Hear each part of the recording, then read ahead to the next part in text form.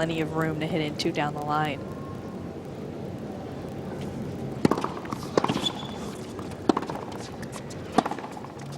Oh, that's too good. And she was moving forward.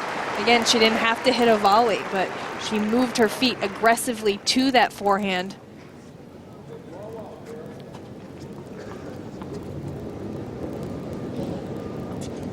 Well, that is just perfectly executed. Lots of clearance and safety. Great deep into the court. preparation on that forehand side. Second break point.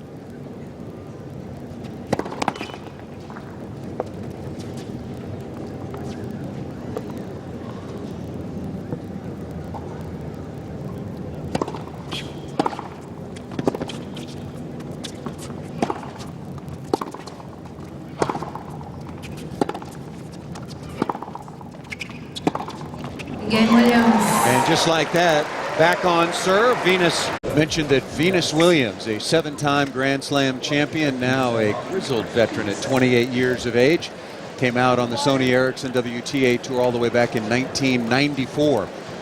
Take a look at the list of the top Americans, and after Serena, currently #1 and Venus at #6, it's a big drop down to 37 and beyond. It's a steep decline there, unfortunately, and it's tough because none of those players in the top 100 are all that young in tennis player terms. Bethany Maddock, 24 years old, Jill Krabus, 34 years old, Vanya King, one of the younger ones at 20, but Udan and Coco Vandeweghe, they're the teenagers in the group, and Udan was really the star of Fed Cup, so that's a name that we're going to want to look to see a lot more of in the future.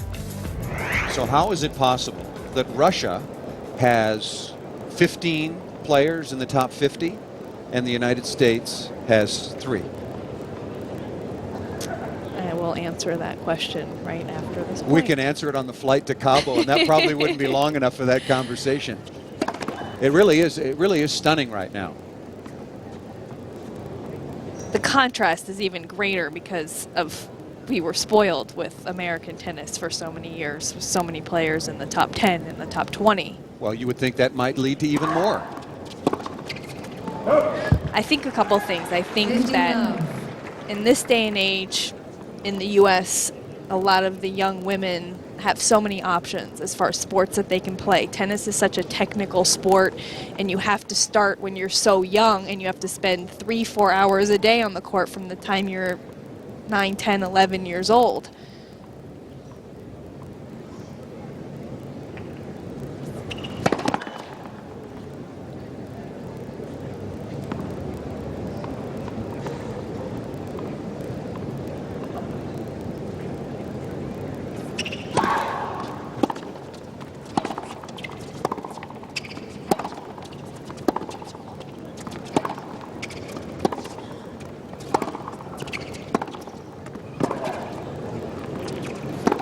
Oh, that's nice play by Benesova.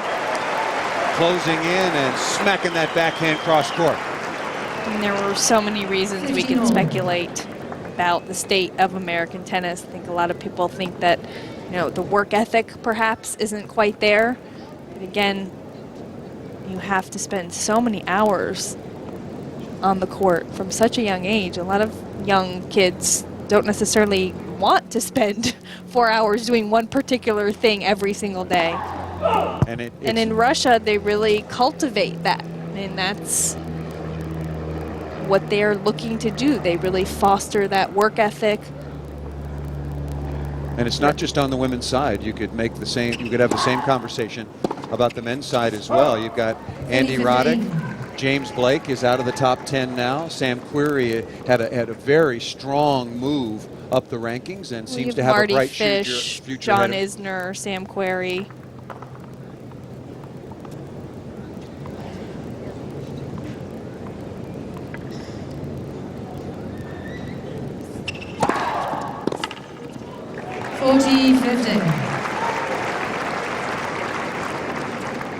Venus has managed to get back on serve and looking to even this second set.